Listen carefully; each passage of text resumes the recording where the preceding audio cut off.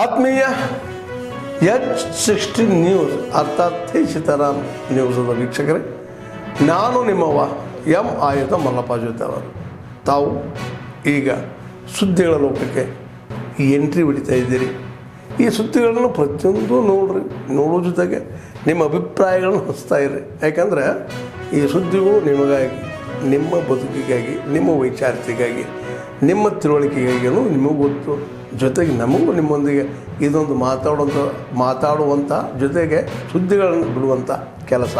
ಈ ಕೆಲಸದಲ್ಲಿ ನಾವು ನಿಮ್ಮೊಂದಿಗಿದ್ದೀವಿ ಅಂತ ಹೇಳ್ತಾ ನೋಡ್ತಾ ಇರಿ ಈ ಸುದ್ದಿಗಳನ್ನು.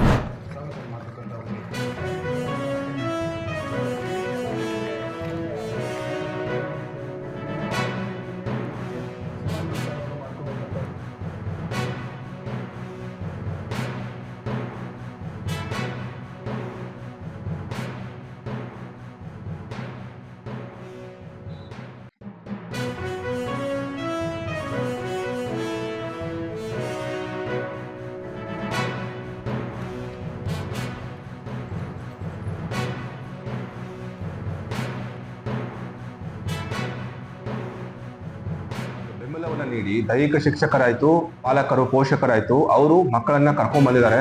ಸುಮಾರು 150ಕ್ಕೂ ಹೆಚ್ಚಿನ ಯುವತಿಯರು ಇವತ್ತಿನ ಒಂದು ಆಯ್ಕೆ ಪ್ರಕ್ರಿಯೆಯಲ್ಲಿ ಭಾಗವಹಿಸ್ತಾ ಇದ್ದಾರೆ. ಇದು ನಿಜವಾಗ್ಲೂ ನಮಗೊಂದು ಪ್ರೋತ್ಸಾಹ ಮಾಡುವಂಥದ್ದು. ಯಾಕಂದರೆ ಇದು ಮಕ್ಕಳು ಪ್ರತಿಭೆಗೆ ರೆಡಿ ಇದ್ದಾರೆ, ಅವರಿಗೆ ಅವಕಾಶಗಳ ಕೊರತೆ ಇತ್ತು ಅನ್ನುವಂಥದ್ದನ್ನು ತೋರಿಸ್ತಾ ಇದೆ. ಈ ಥರ ಒಂದು ಆಯ್ಕೆ ಪ್ರಕ್ರಿಯೆ ಮತ್ತು ಅಥ್ಲೆಟಿಕ್ಸ್ನ ಕ್ರೀಡಾಕೂಟಗಳನ್ನು ನಮಗೆ ಹೆಚ್ಚಿನ ಪ್ರಮಾಣದಲ್ಲಿ ಭಾಗವಹಿಸಿ ಮಕ್ಕಳು ನಮಗೆ ಇನ್ನೂ ಅವರಿಗೆ ಅವಕಾಶಗಳನ್ನು ಕೊಡಬೇಕಂತ ತೋರಿಸ್ಕೊಟ್ಟಿದ್ದಾರೆ. ಅವ್ರ ಆಟಿಟ್ಯೂಡ್ ಅಬ್ಸರ್ವ್ ಮಾಡ್ತೀವಿ, ಅವ್ರ ಫಿಸಿಕ್ಯಾಲಿಟೀಸ್, ಹೈಟು, ವೆಯ್ಟು, ಮತ್ತು ಅವ್ರ ಎಕ್ಸ್ಪ್ಲೋಸಿವ್ನೆಸ್ಸು, ಅವ್ರ ಸ್ಪೀಡು, ಅವ್ರ ಸ್ಟ್ರೆಂತು, ಇದನ್ನೆಲ್ಲ ಅಸೆಸ್ ಮಾಡಿ, ಅವ್ರ ಆಟಿಟ್ಯೂಡು ಇದನ್ನೆಲ್ಲ ಅಸೆಸ್ ಮಾಡಿ ಒಂದು ಟ್ಯಾಲೆಂಟ್ ಐಡೆಂಟಿಫಿಕೇಶನ್ ಒಂದು ರಿಪೋರ್ಟನ್ನು ಮಾಡಿ ನಾವು ಇದನ್ನು AFI ಅವ್ರಿಗೆ ಕಳಿಸ್ಕೊಡ್ತೀವಿ. ಸೊ ಅವರು ಅಲ್ಲಿಂದ ಈ ಮಕ್ಕಳನ್ನ ನಾವು ಸೆಲೆಕ್ಟ್ ಮಾಡಿರೋಂಥ ಮಕ್ಕಳನ್ನ ಅಬ್ಸರ್ವ್ ಮಾಡಿ ಅವ್ರ ರಿಪೋರ್ಟನ್ನು ನೋಡಿ ಅವ್ರು ಕಳಿಸ್ಕೊಂಡು ಮುಂದೆ ಇನ್ನೂ ಉನ್ನತವಾದ ತರಬೇತಿಗಾಗಿ ಅವ್ರನ್ನ ಕರ್ಸ್ಕೊತಾರೆ. ಕೇಂದ್ರ ಸರ್ಕಾರದ ಒಂದು ಅತ್ಯುತ್ತಮವಾದಂತಹ ಕ್ರೀಡಾಕೂಟ ಮತ್ತು ಆಯ್ಕೆಯ ಒಂದು ಪ್ರಕ್ರಿಯೆ ಆಗಿದೆ. ಇದರಲ್ಲಿ ನಮ್ಮ ವಿದ್ಯಾರ್ಥಿನಿಯಾದಂಥ ಹೀನಾ ಕೌಸರ್ ವಿಶೇಷವಾಗಿ 600 ಮೀಟರ್ ಓಟದಲ್ಲಿ ಅಭೂತಪೂರ್ವವಾದಂತಹ ಒಂದು ಪ್ರದರ್ಶನವನ್ನು ತೋರಿ ಪ್ರಥಮ ಸ್ಥಾನದೊಂದಿಗೆ ಆಯ್ಕೆಯಾಗಿದ್ದಾಳೆ. ಭವಿಷ್ಯತ್ತಿನಲ್ಲಿ ನಮ್ಮ ಬಡ ವಿದ್ಯಾರ್ಥಿನಿಯಾದ ಹೀನಾ ಕೌಸರಳಿಗೆ ತುಂಬ ವಿಶೇಷವಾದಂತಹ ಮತ್ತು ಸ್ಮರಣೀಯವಾದಂತಹ ಒಂದು ಆಯ್ಕೆ ಪ್ರಕ್ರಿಯೆ ಈ ಕೊಪ್ಪಳ ಜಿಲ್ಲಾ ಕ್ರೀಡಾಂಗಣದಲ್ಲಿ ನಡೆದಿರುತ್ತದೆ ಅನ್ನೋದಕ್ಕೆ ತುಂಬ ಖುಷಿ ಆಗ್ತಾ ಇದೆ.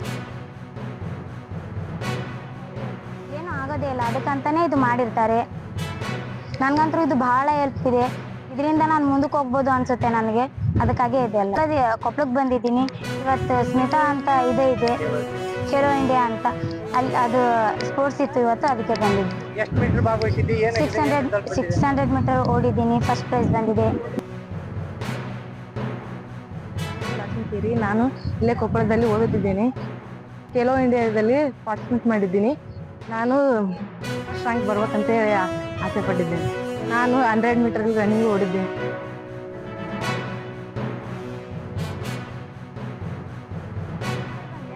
ಅದೇ ನೆಕ್ಸ್ಟ್ ರೌಂಡ್ ಇದೆ, ನಾನು ಸೆಲೆಕ್ಷನ್ ಆಗ್ಬೇಕಂತ ನಿಮ್ಮೆಲ್ಲ ಕೇಳ್ಕೊಂತೀನಿ. ಅಸ್ಮಿತಾ ಖೇಲೋ ಇಂಡಿಯಾ ಒಂದು ಪ್ರೋಗ್ರಾಮ್ ನಡೆದಿತ್ತು. ಅಲ್ಲಿ ಮಹಿಳೆಯರಿಗೆ ಸ್ಪೋರ್ಟ್ಸ್ ವಿಭಾಗ ನಡೆದಿತ್ತು. ಅಲ್ಲಿ ಆಟ ಆಡಿದವರು ಮತ್ತು ಫಸ್ಟ್, ಸೆಕೆಂಡ್, ಥರ್ಡ್ ಬಂದವರು ಸೆಲೆಕ್ಷನ್ ಆಗ್ತಾರೆ ಮತ್ತು ಅವ್ರಿಗೆ ಉಚಿತ ಕೋಚಿಂಗ್ ಸಿಗುತ್ತೆ ಅಂತ ಹೇಳಿದರು. ಅದಕ್ಕೆ ನಾವು MMDRS ತನಕಂಕಲಿಂದ 3 ಜನ ಬಂದಿದ್ವಿ. ಈಗ ನಾನು ಥರ್ಡ್ ಸೆಲೆಕ್ಷನ್ ಆಗಿದ್ದೀನಿ.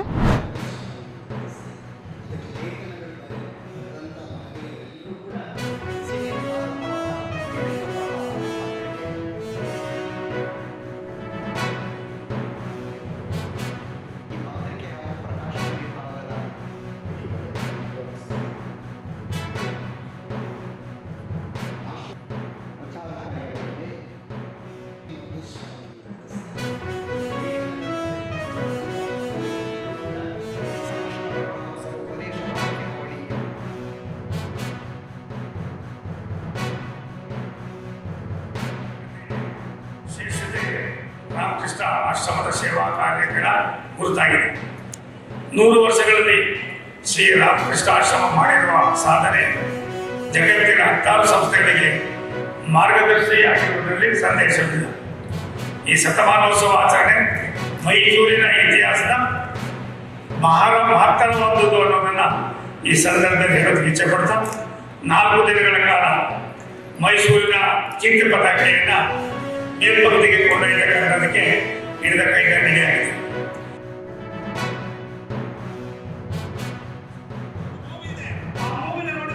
ಕಾಮೆಂಟ್ ಅಲ್ಲಿ ಅವ್ರು ಹೇಳ್ತಾರೆ ಅದ್ರ ಜಾನ್ ನ್ಯಾಶ್ ಅಂತ ಹೇಳ್ಬಿಟ್ಟು ಒಬ್ಬ ಮ್ಯಾಥಮೆಟಿಷಿಯನ್ ಸ್ಟೋರಿ ಬರುತ್ತೆ. ಅವ್ರು ಹೇಳ್ತಾರೆ he can be compare to great mathematicians like Srinivasa Ramanujan ಅಂತ ಹೇಳ್ತಾರೆ. ಅವರಿಗೆ ಕಂಪೇರ್ ಮಾಡಬಹುದು ಅಂತ ಹೇಳ್ತಾರೆ. He is the parameter.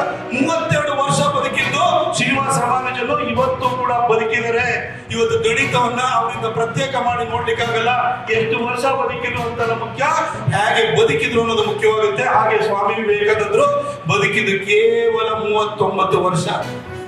Hindu ಧರ್ಮವಾದ ಪುನರುತ್ಥಾನವನ್ನ ಪುನರುಜ್ಜೀವನವನ್ನ ಮಾಡಿದಂತವರು ಶಂಕರಾಚಾರ್ಯರಾದ್ರೆ Hindu ಧರ್ಮದ ಹಿರಿಮೆಯನ್ನು ಜಗತ್ತಿಗೆ ಸಾರಿದವರು ಯಾರು ಅಂತ ಹೇಳಿದ್ರೆ ಅದು ಸ್ವಾಮಿ ವಿವೇಕಾನಂದರು.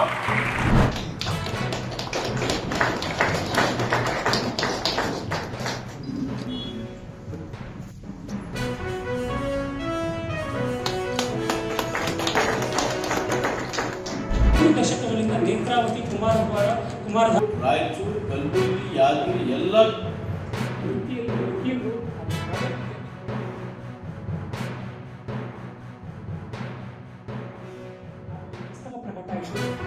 ಆಯೋಜನಾ ಸಮಿತಿಯ ಸಕ್ರಿಯ ಸದಸ್ಯರಾಗಿದ್ದ ಆಗಿನ ಯುವ ಪ್ರಾಧ್ಯಾಪಕ ಪ್ರೊಫೆಸರ್ ಕೆ ಅವರಿದ್ದಾರೆ. ಅದನ್ನು ವರದಿಯನ್ನು ಅವರ ಆಮೇಲೆ ಪರಮಪೂಜ್ಯ ಸ್ವಾಮೀಜಿಯವರು ಮಂಡಿಸ್ತಾರೆ. ಇದು ಮೊದಲನೇ ತಿಂಗಳು. ಆಗ ಅದರ ಹೋರಾಟದ ಪರಿಣಾಮವಾಗಿ ಆಗಿನ ಜನಪ್ರತಿನಿಧಿಗಳ ಹೋರಾಟದ ಪರಿಣಾಮವಾಗಿ ಕೀರ್ತಿ ಯೋಜನೆ ಕೆಳಬಿತ್ತು. ಆಮೇಲೆ 90ರ ದಶಕದಲ್ಲಿ ಮತ್ತೊಮ್ಮೆ ಯೋಜನೆ ಮುಂದೆರಗಿ ಬಂತು.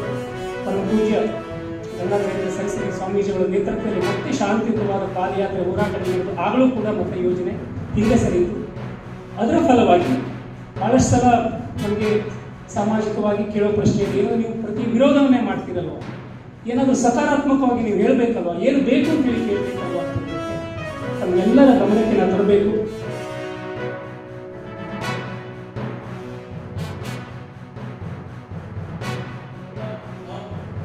ಬದುಕು ಹುಟ್ಟಲು ನೀರಿನಲ್ಲಿ, ಬದುಕು ನೀರಲ್ಲಿ, ಮುಕ್ತಾಯವಾಗುವ ನೀರಲ್ಲಿ.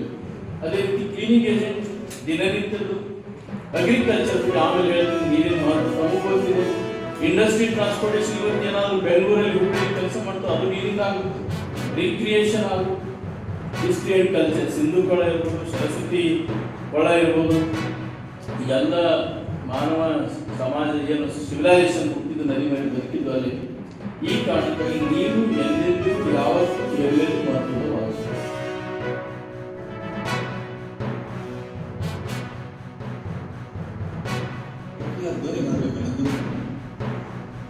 ಸೃಷ್ಟಿಯಿಂದ ಕೂಡಿದ ಧ್ವನಿ ಒಂದ್ಸಲ ಬೆಂಗಳೂರು ಮುಟ್ಟೋದಿಲ್ಲ. ಬೆಂಗಳೂರಲ್ಲೇ ಒಂದ್ಸಲ ಹೋಗೋಣ ಅಂತ ಹೇಳಿ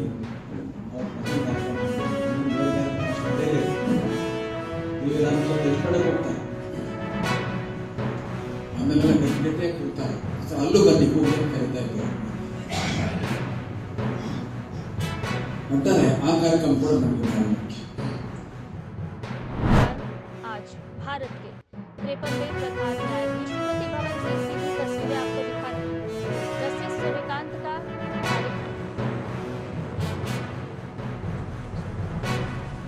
मैं सूर्यकांत, जो भारत के उच्चतम न्यायालय का मुख्य न्यायमूर्ति नियुक्त हुआ, जो भारत के उच्चतम न्यायालय का मुख्य न्यायमूर्ति नियुक्त हुआ हूँ, ईश्वर की शपथ लेता हूँ। भय या पक्षपात, अनुराग या द्वेष के बिना पालन करूँगा।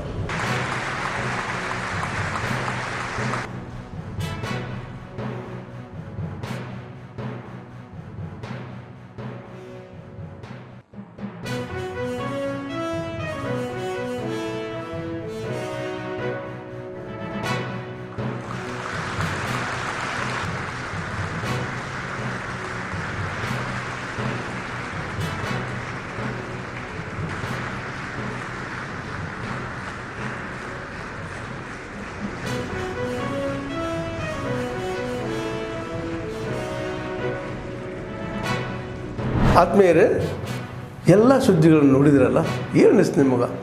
ಇದರಲ್ಲೇ ನಿಮ್ಗೆ ಲೈಕ್ ಆಗಿರ್ಬೋದು, ಡಿಸ್ಲೈಕು ಆಗಿರ್ಬೋದು, ಕಾಮೆಂಟ್ ಬೇಡಪ್ಪ ಅಂತೂ ಅನಿಸಿರ್ಬೋದು, ಕಾಮೆಂಟ್ ಮಾಡಬೇಕಪ್ಪ ಅನಿಸಿರ್ಬೋದು, ಶೇರ್ ಮಾಡಬಾರ್ದಪ್ಪ ಅನಿಸಿರ್ಬೋದು, ಅದು ಮಾಡಬೇಕು ಅನಿಸಿರ್ಬೋದು.